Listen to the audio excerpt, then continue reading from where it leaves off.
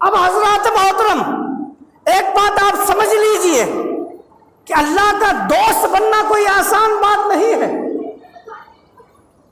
آپ یہ سوچ رہے ہیں کہ غوث پاک کو یہ مقام و مرتبہ ایسے ہی مل گیا، نہیں، غوث پاک کی شان وہ شان ہے، اور حضور غوث پاک نے وہ اللہ کی راہ کے اندر وہ عبادت کی ہے کہ آپ کے بارے میں آتا ہے کہ آپ نے ایک رات کے اندر پورے قرآن مجید کی تلاوت کی ہے۔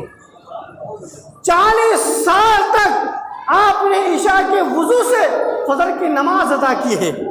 اس کا مطلب کیا ہے کہ پوری رات آپ نفل پڑھتے تھے، پوری رات آپ قرآن مجید کی تلاوت کرتے تھے، پوری رات آپ عبادت کرتے تھے، پوری رات آپ تسبیح و تحلیل میں لگے رہتے تھے۔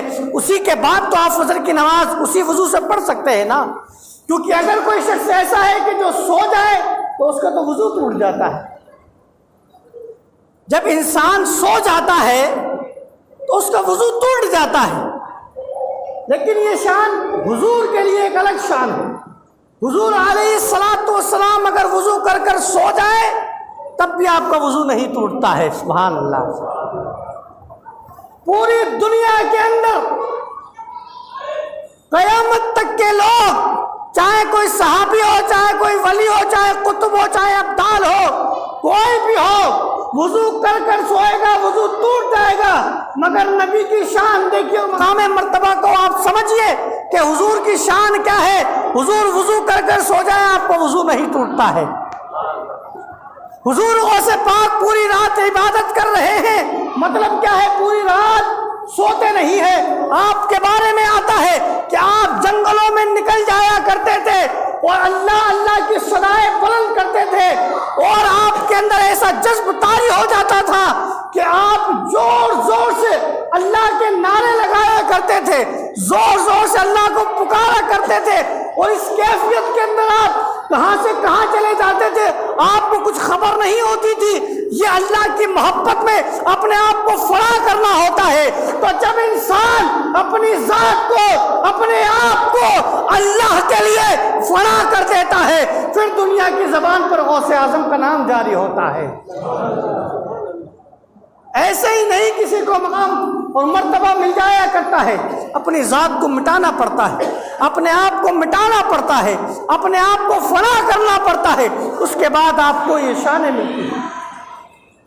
آج کا نوجوان یا آج کا انسان سب کچھ ہے، اس کے باوجود بھی خدا کی ناشکری کر رہا ہے، اور جس کے پاس نہیں ہے وہ تو ہے ہی پھر ایسا کہے۔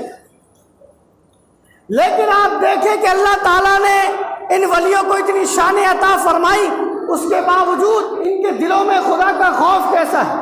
آپ جنگل کے اندر کئی دن رہے، آپ کو پانی کا ایک قطرہ نصیب نہ ہو، اچانک سے ایک بادل آتا ہے، وہ بادل بڑی زور سے بارش کرتا ہے، دھڑلے کے ساتھ بارش کرتا ہے، بارش کرنے کے بعد اس میں سے ایک روشنی آتی ہے، اور روشنی نکلنے کے بعد وہ غوث پاک سے کہتا ہے کہ اے غوث اعظم عبد القادر، میں تمہارا خدا ہوں۔ کیا کہا؟ میں تمہارا خدا ہوں، اور آج میں تم پر جو میں نے تمام چیزوں کو حرام کر دیا ہے وہ تمہارے لیے میں حلال کرتا ہوں۔ حضور غوث پاک نے یہ بات سنی تو آپ نے سنتے ہی اعوذ باللہ من الشیطان الرجیم پڑھا، اور جب آپ نے یہ پڑھا تو وہ جو نور تھا وہ دھوئے میں تبدیل ہو گیا، اور تبدیل ہونے کے بعد پھر آواز آئی، اے عبد القادر جیلانی سن میری بات، آج تو تجھے تیرے علم نے بچا لیا ہے۔ کیا؟ آج تجھے تیرے علم نے بچا لیا ہے، ورنہ یہ وہ مرحلہ ہے کہ اس سے پہلے 70 ولیوں کو میں گمراہ کر چکا ہوں اور ان کی ولایت کو ختم کر چکا ہوں، یہی دھوکہ دے کر، مگر آج تجھے تیرے علم نے بچا لیا۔ حضور غوث پاک نے کہا، رے او ظالم، تو یہ کیسی بات کرتا ہے؟ اگر علم ہی بچانے والا ہوتا تیرے پاس کا کم علم تھا؟ شیطان کون تھا جو فرشتوں کو پڑھایا کرتا تھا؟ شیطان کون تھا جو پوری دنیا کے اندر کوئی جگہ ایسی باقی نہ رہی جہاں اس نے اپنی پیشانی نہ رگڑی ہو، پیشانی نہ جھکائی ہو، اللہ کی بارگاہ سے دھتکار دیا گیا، مردود کہہ دیا گیا۔ حضور غوث پاک نے کہا اگر صرف علم کی بات ہوتی تو بتا تو کیسے گمراہ ہو گیا؟